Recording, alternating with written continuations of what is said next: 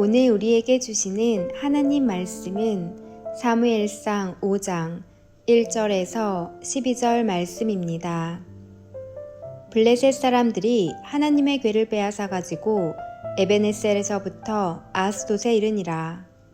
블레셋 사람들이 하나님의 궤를 가지고 다곤의 신전에 들어가서 다곤 곁에 두었더니 아스돗 사람들이 이튿날 일찍 일어나 본즉 다곤이 여호와의 궤 앞에서 엎드려져 그 얼굴이 땅에 닿았는지라. 그들이 다곤을 일으켜 다시 그 자리에 세웠더니 그 이튿날 아침에 그들이 일찍 일어나 본즉 다곤이 여호와의 궤 앞에서 또다시 엎드려져 얼굴이 땅에 닿았고 그 머리와 두 손목은 끊어져 문지방에 있고 다곤의 몸뚱이만 남았더라. 그러므로 다곤의 제사장들이나 다곤의 신전에 들어가는 자는 오늘까지 아스돗에 있는 다곤의 문지방을 밟지 아니하더라. 여호와의 손이 아스돗 사람에게 엄중히 더하사 독한 종기의 재앙으로 아스돗과 그 지역을 쳐서 망하게 하니 아스돗 사람들이 이를 보고 이르되 이스라엘 신의 궤를 우리와 함께 있지 못하게 할지라. 그의 손이 우리와 우리 신 다곤을 친다 하고 이에 사람을 보내어 블레셋 사람들의 모든 방백을 모으고 이르되 우리가 이스라엘 신의 궤를 어찌하랴 하니 그들이 대답하되 이스라엘 신의 궤를 가드로 옮겨가라 하므로 이스라엘 신의 궤를 옮겨갔더니 그것을 옮겨간 후에 여호와의 손이 심히 큰 환난을 그 성읍에 더하사 성읍 사람들의 작은 자와 큰 자를 다 쳐서 독한 종기가 나게 하신지라. 이에 그들이 하나님의 궤를 에그론으로 보내니라. 하나님의 궤가 에그론에 이른즉 에그론 사람이 부르짖어 이르되 그들이 이스라엘 신의 궤를 우리에게로 가져다가 우리와 우리 백성을 죽이려 한다 하고 이에 사람을 보내어 블레셋 모든 방백을 모으고 이르되 이스라엘 신의 궤를 보내어 그 있던 곳으로 돌아가게 하고 우리와 우리 백성이 죽임당함을 면하게 하자 하니 이는 온 성읍이 사망의 환난을 당함이라. 거기서 하나님의 손이 엄중하심으로 죽지 아니한 사람들은 독한 종기로 치심을 당해 성읍의 부르짖음이 하늘에 사무쳤더라.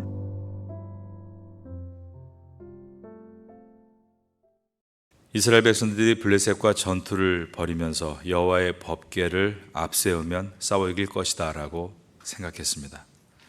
그들은 하나님의 뜻을 묻는 기도와 순종의 사람들이 아니라 자신의 승리에 하나님을 이용하려고 했습니다. 그러나 이 전투에서 이스라엘은 완전히 패하고 여호와의 법궤를 담당하고 있었던 엘리의 두 아들 홈리와 비느하스는 전쟁터에서 죽고 그의 아버지 엘리가 비둔한 몸을 이끌고 성전 앞에 앉아 있다가 두 아들이 죽었다는 소식과 특별히 법궤를 빼앗겼다는 대목을 들을 때는 뒤로 넘어가 목이 부러져 죽었습니다. 깨어있지 못한 자신의 사명을 가볍게 여기고 기회를 흘려보낸 엘리의 가문은 이렇게 몰락한 것입니다. 그리고 하나님의 법궤는 빼앗겨서 블레셋 진영인 아스돗이라는 곳으로 옮겨집니다. 고대 근동시대에는 전쟁에 승리하면 패배한 사람들을 포로로 끌어가는 것과 함께 그들의 신들도 포로로 끌고 갔습니다. 하나님은 우상과 같이 형상이 없는데 이스라엘 백성들이 법궤를 우상시했습니다. 그 법궤를 전쟁터에 끌고 나오자 그들은 법궤가 그들이 믿는 신의 우상인 줄 알고 법궤를 전리품으로 가져간 것입니다. 법궤를 가지고 간 아스돗 도시는 블레셋 5대 도시 아스돗, 가사, 에그론, 가드, 아스골론 이 다섯 가운데 가장 크고 중요한 도시였습니다. 이 아스돗에는 블레셋 민족의 신 다곤을 모셔놓는 다곤 신전이 있었습니다. 가나안 신화를 보면 다곤은 엘 신의 아들입니다. 그리고 바알 신의 아버지입니다. 물고기 모양의 곡식신으로 알려져 있습니다.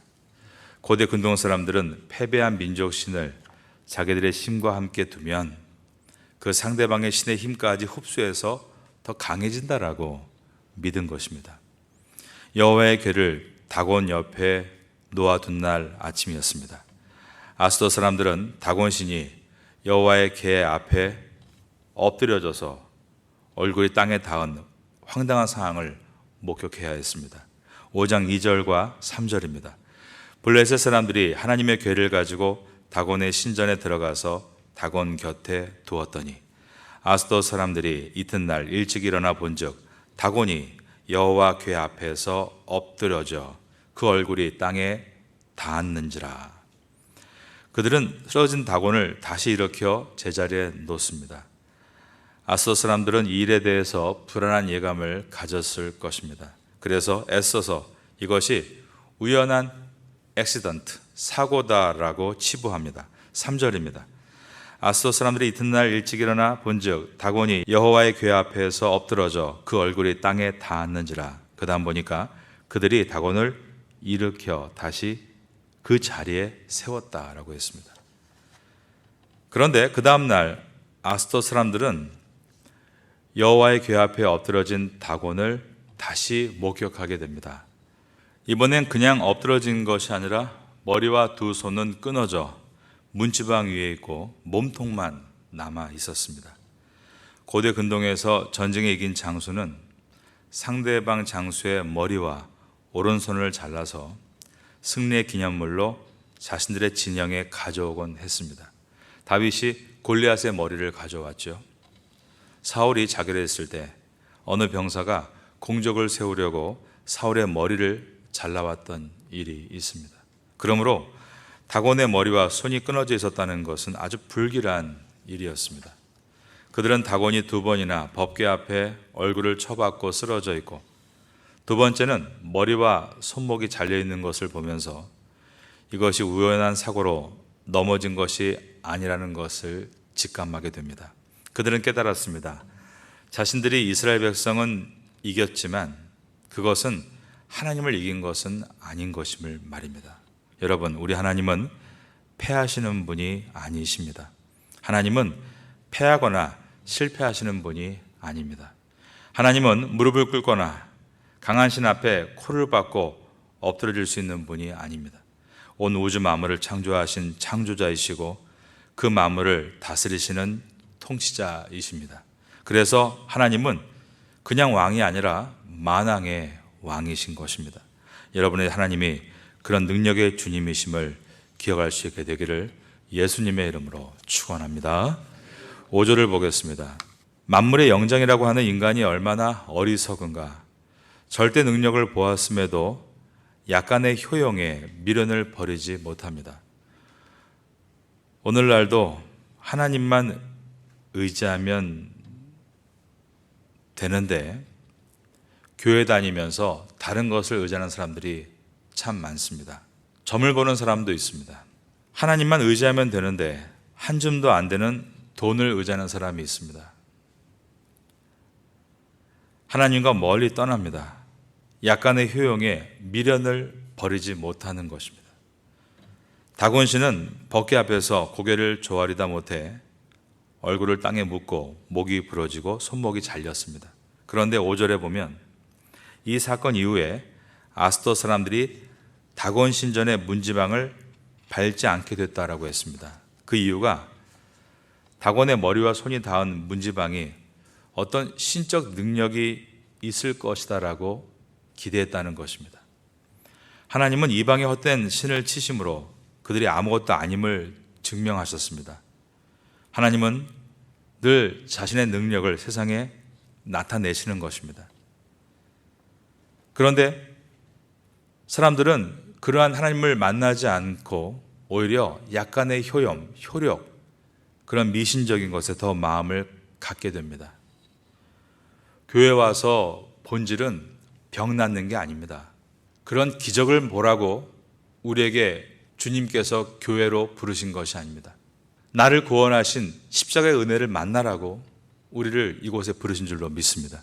하지만 사람들은 그렇게 어떤 효용을 바라고 그것을 붙들고 산다는 것입니다. 우리는 우리에게 승리를 주시는 분이 하나님이심을 전적으로 믿고 그 안에서 주님의 뜻을 따르고 있는가? 세상에는 다양한 종교가 있습니다. 그 종교에도 엑스터시, 그러한 체험이 다 있습니다. 체험이 있으니까 다 자기 종교를 믿는 것 아니겠습니까? 복권도 당첨된다고 하고 또 병도 나았다고 하고 그런 것들에 마음을 뺏기다 보면 중심을 잃어버리게 됩니다. 하나님의 능력은 그리스도의 십자가입니다. 그리스도께서 십자가 위에서 마지막 하신 말씀은 다 이루었다 였습니다. 즉 십자가에 못 박힌 그곳에서 사탄의 세력은 얼굴을 땅에 묻고 목은 부러지고 팔이 잘려나간 것입니다. 그러므로 우리는 진정 승리자이신 만왕의 왕 예수님의 군사임을 믿고 담대하게 세상에 살아가야 합니다. 요한일서 5장 5절은 이렇게 말씀합니다. 예수께서 하나님의 아들이심을 믿는 자가 아니면 세상을 이기는 자가 누구냐? 하나님의 승리를 붙들고 우리는 일어나야 하는 것입니다. 오늘도 온 우주 만물의 만왕의 왕이신 하나님의 자녀인 것을 기억하시고 하루를 승리롭게 살아가시기를 예수님의 이름으로 축원합니다. 다곤이 여호와의 궤 앞에 2번이나 엎드러져 있음에도 불구하고 아스돗 사람들이 특별한 조치를 취하지 않았습니다. 그 사건 이후로 변한 곳이라곤 다곤의 부러진 머리와 손이 닿았던 문지방을 밟지 않는 어리석은 전통이 만들어진 것뿐이었습니다. 인간이 하나님의 위대하심을 보고 자신의 잘못을 돌이키고 새로운 삶을 살아야 되는데 어떤 효험을 보면서 야, 이것도 나에게 도움이 되겠구나. 어리석은 전통을 만들고 죄의 굴레를 빠져나오려 하지 않는다는 것입니다. 이에 하나님께서는 아스돗 사람들에게 더 엄중한 신호를 보내셨습니다. 6절입니다. 여호와의 손이 아스돗 사람에게 엄중히 더하사 독한 종기의 재앙으로 아스돗과 그 지역을 쳐서 망하게 하니, 그 신호는 아스돗과 아스돗 근방 사람들에게 임한 독한 종기의 재앙이었습니다. 아스돗 사람들은 독한 종기의 재앙을 당하고 나서야 정신을 번쩍 차리고 조치를 취합니다.